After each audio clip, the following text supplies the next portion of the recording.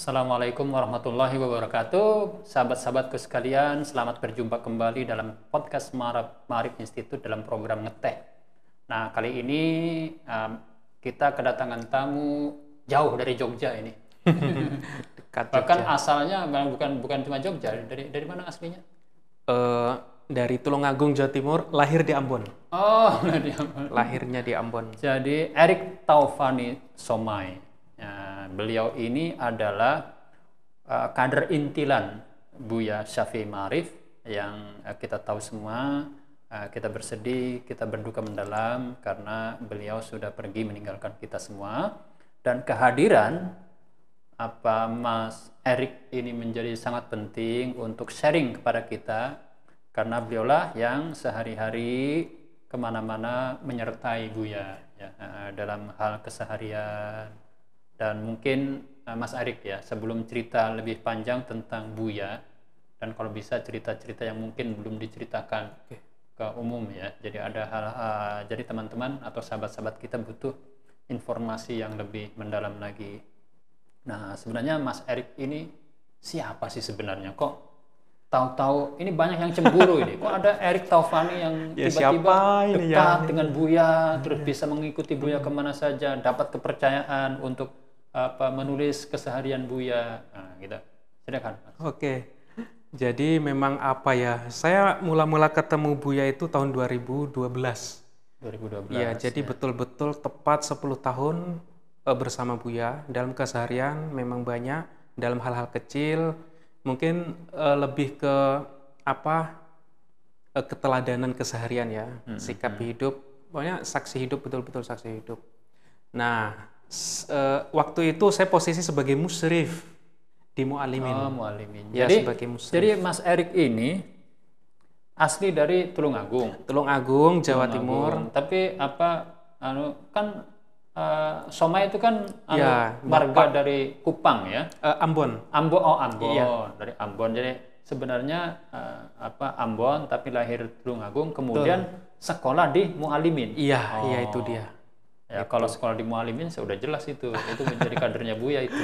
Ya itu. Cuman kan tidak semua anak Mualimin atau siswa Mualimin itu kan dekat dengan Buya. Ya, dan Buya tidak bisa dekat dengan semua orang dalam arti yang bisa dipercaya terus membersamai.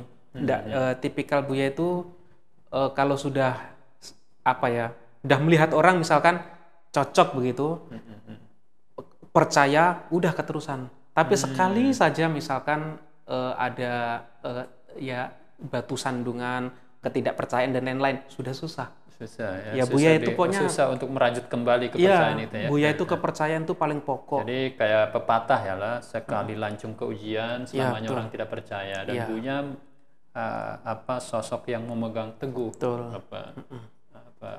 pepatah itu sepertinya. Ya, saya sebagai anak dari kampung juga sulit ya keluarga sederhana, nampaknya Buya memandang saya itu seperti cermin dia waktu muda. Ya, walaupun Buya lebih parah. Kata ibu Buya jauh lebih parah, kata Buya juga liku-likunya lebih tajam daripada hidup saya.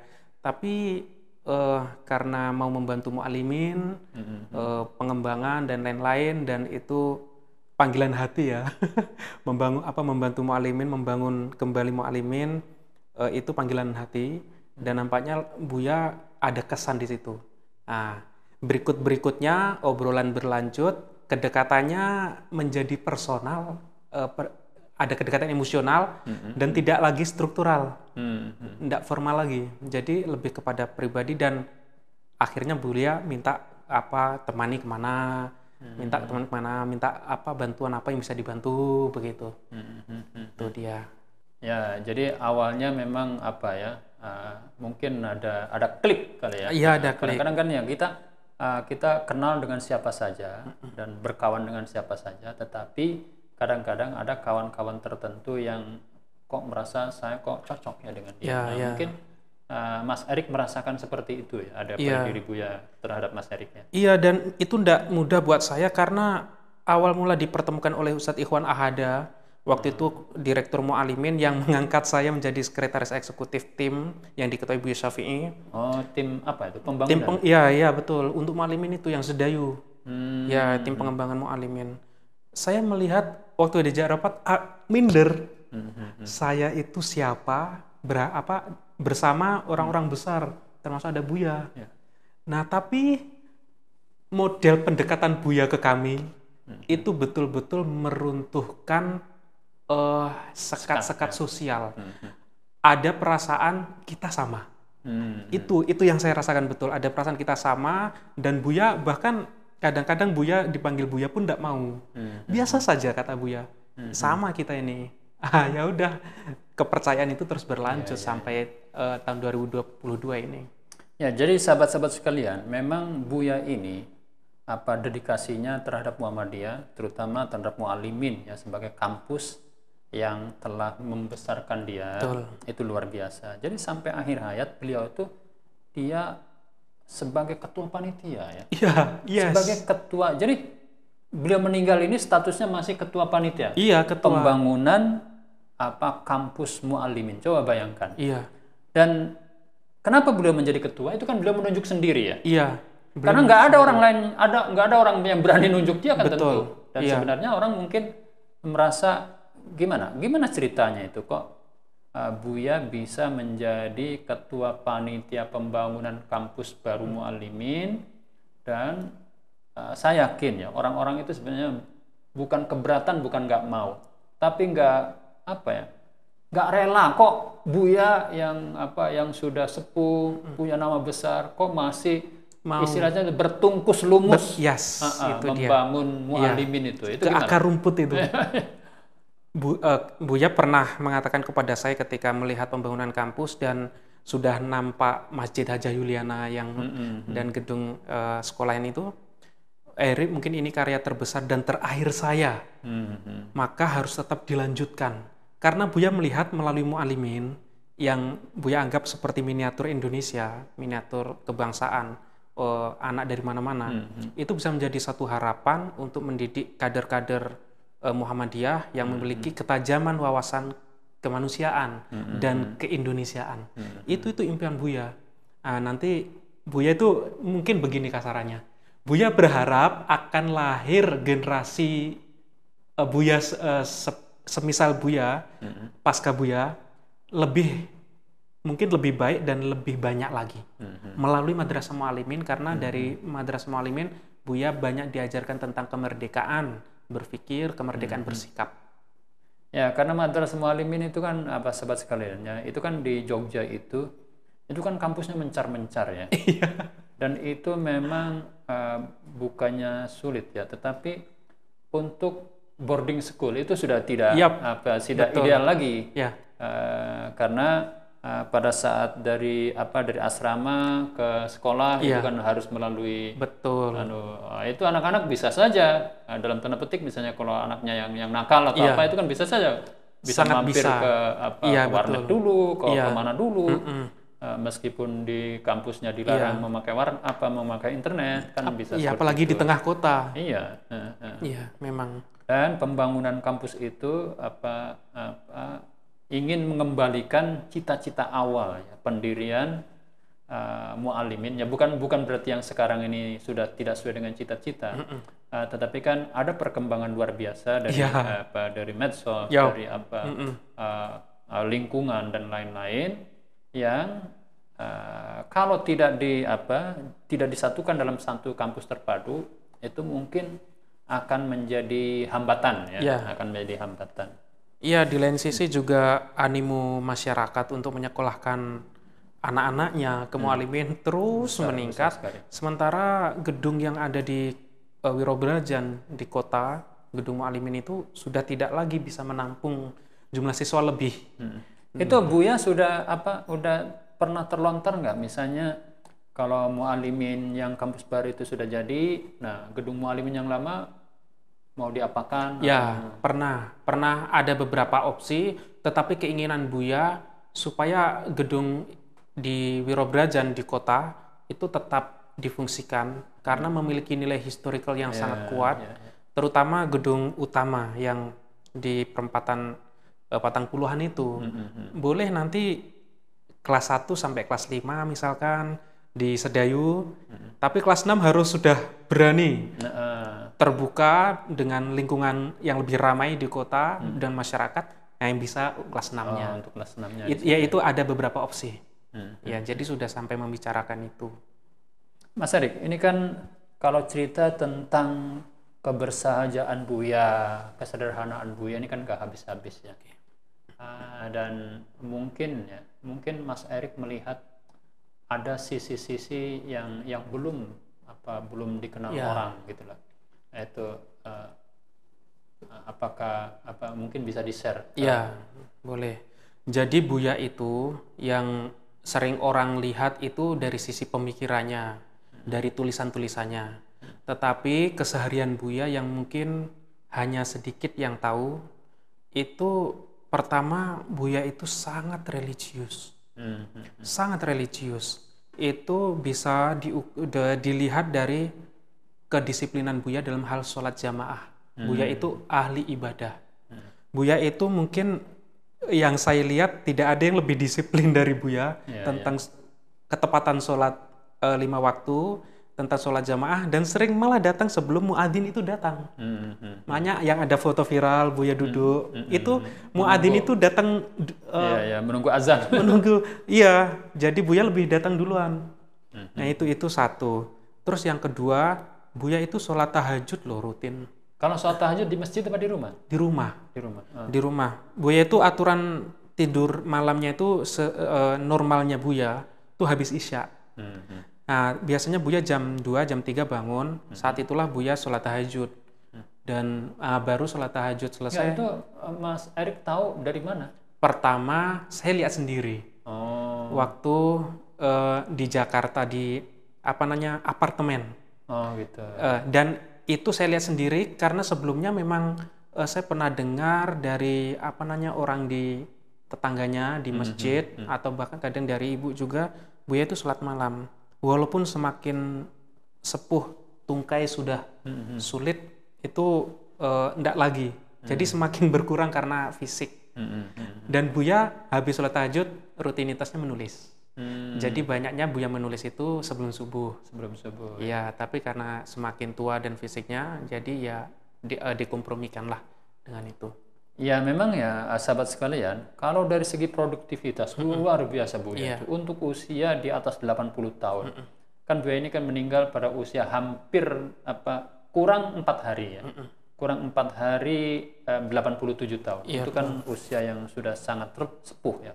Untuk orang-orang tertentu dengan usia seperti itu bisa sudah mungkin mungkin kurang pendengarannya, kurang penglihatannya, dan Buya itu hanya sedikit ini aja. Kadang-kadang ya mungkin karena capek sholat harus pakai kursi itu aja.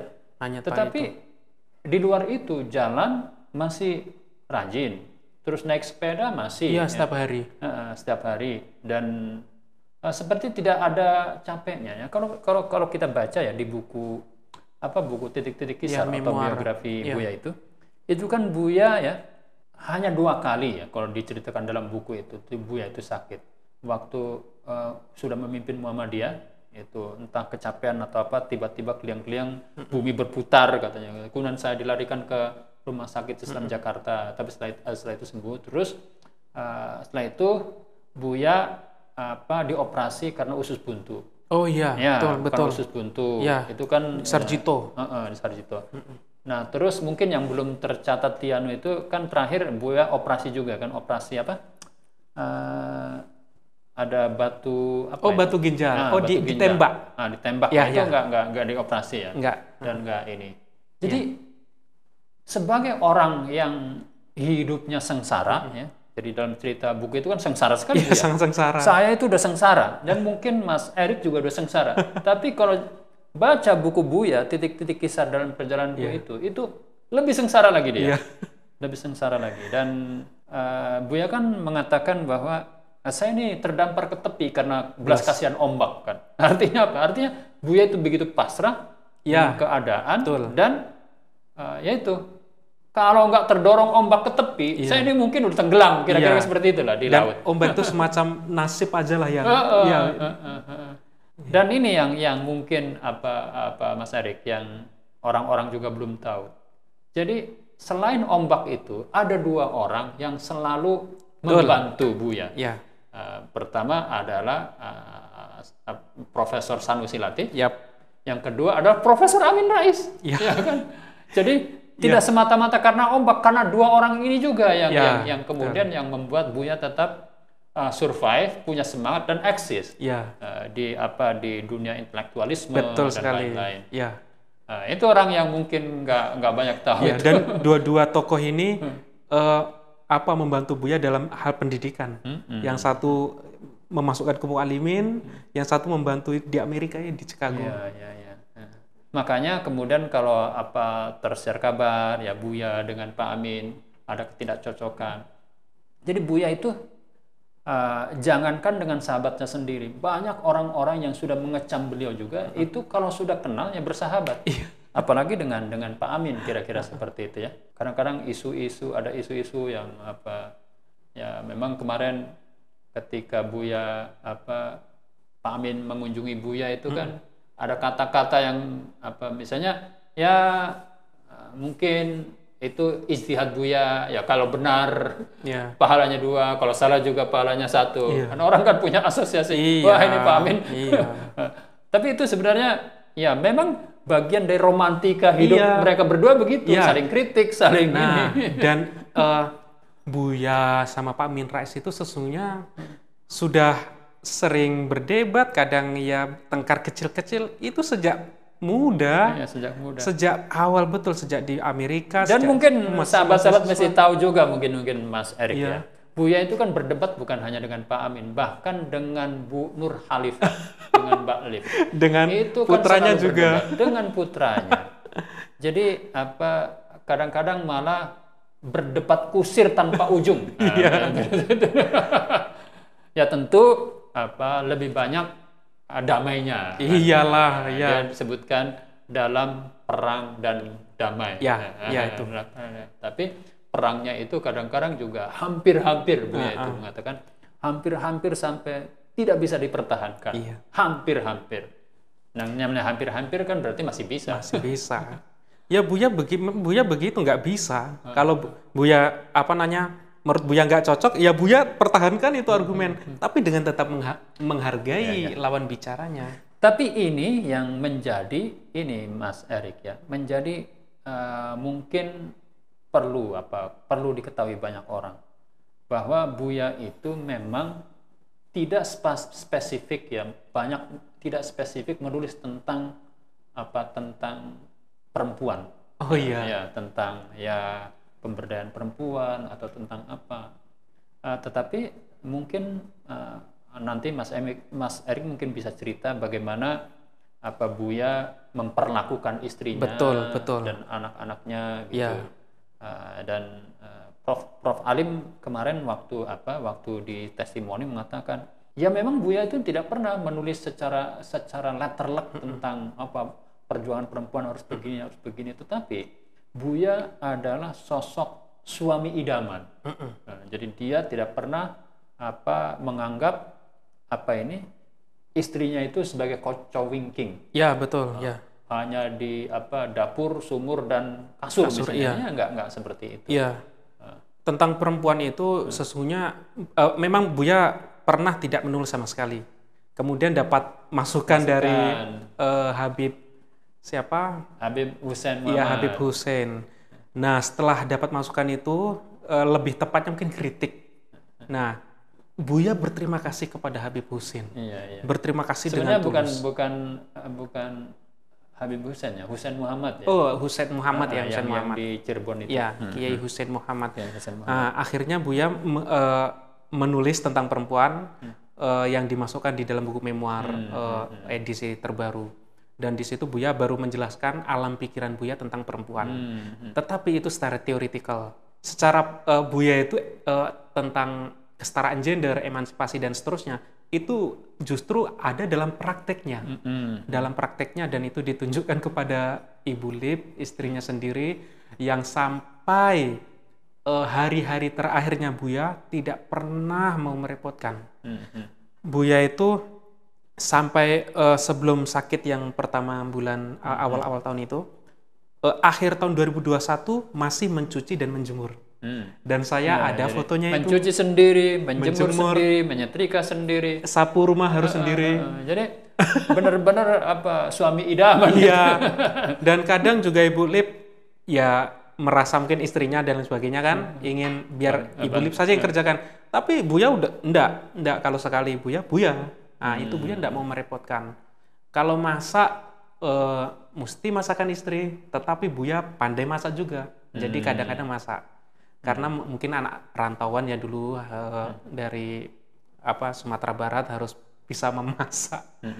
Jadi gitu. Jadi dan satu lagi ini yang juga belum banyak beredar ya. Buya itu ya mungkin percaya dengan adanya hadis ya atau yang bahwa perempuan itu diciptakan dari tulang rusuk, tetapi interpretasi Buya itu tidak seperti itu. Iya, interpretasi Buya itu tidak seperti itu. Iya. Gimana bisa? Jadi saya melihat pandangan Buya tentang nas yang menjelaskan perempuan diciptakan dari tulang rusuk itu Buya Syafi'i terpengaruh oleh pemikiran Hamka. Dan memang Hamka termasuk yang progresif, tidak seperti yang selama ini dipahami secara tekstual, tulang rusuk itu dalam arti tulang rusuk yang laki-laki ya atau Adam, tidak. Tetapi sangat interpretatif dan Buya Syafi'i dengan Buya Hamka itu sama pandangannya. Jadi ketidaksetujuannya itu adalah ketidaksetujuan lebih kepada interpretatif dibandingkan dengan yang selama ini mungkin tekstual. Jadi Buya Syafi'i, Buya Hamka sangat kontekstual memahami itu. Jadi pemahaman terhadap tulang rusuk itu sebagai bentuk supaya kita berhati-hati dalam mendekati pendekatan terhadap memperlakukan perempuan itu. Karena perempuan itu lebih sensitif mungkin secara kejiwaan daripada laki-laki. Karena kan perempuan itu dalam keluarga menanggung beban beban tanda petik. Iya, betul. Dia menstruasi, kemudian dia harus hamil selama 9 bulan, terus menyusui selama mungkin 2 tahun dan seterusnya. Dan tugas-tugas itu kan tugas-tugas yang berat sebenarnya, yang tidak dirasakan oleh laki-laki. Jadi laki-laki jangan sembarangan misalnya memperlakukan perempuan yang seperti itu. Jadi tulang rusuk itu hanya sekedar perumpamaan saja. Iya, betul. Bukan berarti kemudian perempuan nggak bisa diluruskan karena tulang rusuk kalau diluruskan bengkok itu interpretasi yang tidak disetujui oleh Buya. Dan Buya jelas tegas menolak anggapan perempuan tadi yang konco winking, teman di belakang atau makhluk kedua. Bagi Buya sama. Laki-laki perempuan itu sama, setara dan berlomba-lomba begitu loh. Jadi itu laki-laki dan perempuan. Jadi kan para sahabat ya, antara Buya dengan Bu Liv ya, kita kan manggilnya Bu Liv ya, Nur Khalifah itu kan dari segi usia jauh, kurang lebih antara 9 sampai 10 tahun ya. 10 tahun. Dari segi pendidikan juga jauh ya. Cuman Buya itu merasa minder di depan Ibu Liv coba. Iya. Jadi Buya itu memang itu menunjukkan ya, itu kan ekspresi penghormatan yang luar biasa. Banyak orang yang misalnya, ya kita tidak perlu menyebut nama, ada orang yang kemudian istrinya itu taruhlah misalnya dalam tanda petik dari segi pendidikan jauh, itu kan seenaknya aja nyuruh-nyuruh segala macam gitu. Nah Buya tidak tipe orang seperti itu. Dia tetap melihat Ibu Liv itu sebagai mitra sejajar yang pendapat-pendapatnya bahkan Buya ikuti. Dan berdua ini boleh berdebat begitu loh. Jadi kemarin kan saya akan ketemu juga itu dengan Ibu Liv. Dan karena saya akan membaca Ibu Liv yang di buku jadi ada buku 70 tahun Buya Syafi'i dulu yang saya editori. Itu kan Salah satunya ada tulisan Ibu Lip itu. Wah, itu Ibu Lip itu luar biasa itu. Mengingatkan Buya, jangan sampai salah. Kalau sekali salah orang tidak percaya. Kemudian jangan lupakan peran saya sangat besar untuk menyelamatkan menyelamatkan bahtera rumah tangga itu. Kalau misalnya tidak ada tambahan gaji dari Ibu Lip sebagai babysitter, nah, itu belum tentu selamat Anda. Katanya kan gitu. Iya. Itu memang mengharukan kalau melihat hubungan Buya dan Ibu Lip itu dalam keseharian. Ada nggak gitu ya, suatu saat misalnya Mas Erik mergokin ya, dalam tanda petik mergokin Buya bersitegang dengan Iya, pernah. Itu gimana ceritanya? Dan suaranya sama-sama keras. Gimana Itu kalau di rumah itu kadang ya soal makan lah, soal barang ditaruh di mana, soal Buya yang nggak necis kalau ada tamu. Ya itu. Jadi sama-sama keras suaranya. Ya. Jadi Ibu Lip ini kan dari keluarga berada. Iya, orang kaya. Dan dia sangat rapi. Nah, sementara Buya ini berantakan kira-kira ya. Seperti itu. Ya, bisa dibilang begitu. Bisa dikatakan seperti itu. Sampai saya pernah baca di memoir Buya itu. Jadi Ibu Lip itu misalnya makanan untuk anaknya sebelum Mas Hafid itu siapa ya? Mas Ikhwan ya? Ikhwan. Mas Ikhwan yang sempat sampai 5 tahun. 2 tahun. Mas Ikhwan 2 tahun. Oh, 2 tahun. 2 tahun. Jadi sebelum menyiapkan makanan untuk Mas Ikhwan itu Ibu Lip tuh mencucinya berkali-kali. Sampai disindir, diledek sama Buya. Iya, terakhir kau cuci dengan air susumu ya kan? Ada itu. Nah, saking rapi jalinya itu kalau istilah sekarang itu Ibu Lip itu.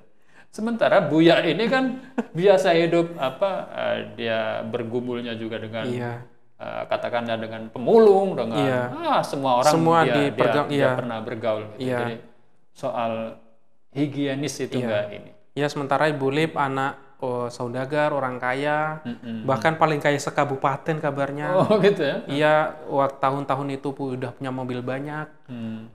Kalau Buya ibu sudah nggak ada, hanya bapak, tapi terus karena banyak istrinya kan ya. Jadi mestinya ayahnya Buya itu mungkin orang kaya juga. Iya, karena wali nagari. Wali nagari kayak kepala desa lah wali nagari itu. Cuman karena banyak istrinya jadi harus terbagi kemana-mana. Iya. Enggak, itu waktu mergokin itu gimana? Kadang saya sendiri itu ngeri gitu loh. Aduh, ini gimana ini? Tapi ibu tahu, Buya tahu saya di situ. Cuek aja deh ya? Cuek. Kadang hanya suara telepon yang nggak diangkat-angkat. Buya itu sampai teriak, manggilnya kan Lip ya. Lip, telepon. Kalau mungkin tetangga paham mungkin tetangga paham bahwa di dalam rumah itu sering teriak-teriak itu. Tapi itu lucu dan lucu ya? Iya. Tapi enggak pernah main kekerasan, enggak pernah. Dan itu, tapi kalau debat debat kusir itu sering. Sering. Jadi itulah yang membuat siapapun yang dekat dengan Buya itu merasa tidak ada jarak. Karena apapun pendapat kita itu dihargai oleh Buya. Kan banyak tokoh-tokoh yang kalau merasa pendapat kita itu kan kita dianggap, wah kamu itu siapa sih? Itu. Terus membuat kita itu kok gini ya? Jadi merasa berjarak gitu. Jadi bukan segan, takut ya. Takut. Tapi dengan Buya ini siapapun yang dekat dengan dia itu merasa at home, merasa nyaman. Iya, dirangkul juga. Gitu. Iya, yang datang kadang pemulung, kadang kakek-kakek buat cari kardus. Dan itulah kemudian yang membuat orang banyak bukan cuma merasa kehilangan, tapi mencari-cari siapa ya pengganti Buya yang seperti itu. Nah, seperti obrolan kita tadi waktu di Kompas TV kan seperti itu juga. Iya. Nah, jadi sahabat-sahabat sekalian, Buya ini seperti mata air, ya. Seperti sumber mata air yang tidak pernah ada habisnya. Kalau kita ngomong tentang Buya, tentang kebaikan-kebaikannya, tentang kebersahajaannya, tentang kedalaman ilmunya dan lain-lain. Dan Mas Erik ini adalah saksi hidup waktu itu, dan Mas Erik sangat beruntung bisa menyertai Buya kemana pergi dan bisa mendapat cipratan air hikmah dari kehidupan Buya, dan tidak semua orang dapat keuntungan seperti itu. Betul. Dan apa yang diceritakan Mas Erik mudah-mudahan bisa menjadi pelajaran dan inspirasi buat kita semua, bagaimana seharusnya kita berbakti, meneladani dan menyertai kehidupan seorang tokoh besar, tapi tokoh besar itu dirinya tidak merasa besar. Jadi Buya itu dia ini kan tokoh besar, popularitasnya menjulang, tapi Buya sendiri tidak pernah merasa seperti itu. Dan dalam kehidupannya nggak ada kebesaran itu. Maksudnya dan itulah yang kemudian yang membuat Buya itu bisa bergaul dengan siapa saja. Jadi dia tidak merasakan itu.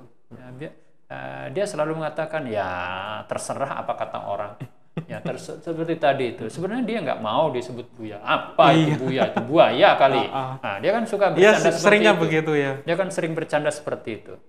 Tapi Buya tidak punya hak juga melarang orang menyebut dia Buya, kan? Untuk menyebut dia seorang tokoh besar, menyebut dia seorang guru bangsa. Meskipun Buya sendiri merasa diri tidak layak dalam tanda petik dengan sebutan kebesaran itu. Nah, hadirin sekalian, Bapak, Ibu, sahabat-sahabatku sekalian, inilah perbincangan kita dengan Mas Erik. Nah, terima kasih Mas Erik. Sama-sama. Sudah datang jauh-jauh dari Jogja ke Maarif Institute. Dan semoga apa yang kita perbincangkan pada kesempatan ini bisa memberikan hal-hal yang positif, konstruktif buat kita semua. Akhirul kalam, wassalamualaikum warahmatullahi wabarakatuh. Waalaikumsalam warahmatullahi wabarakatuh.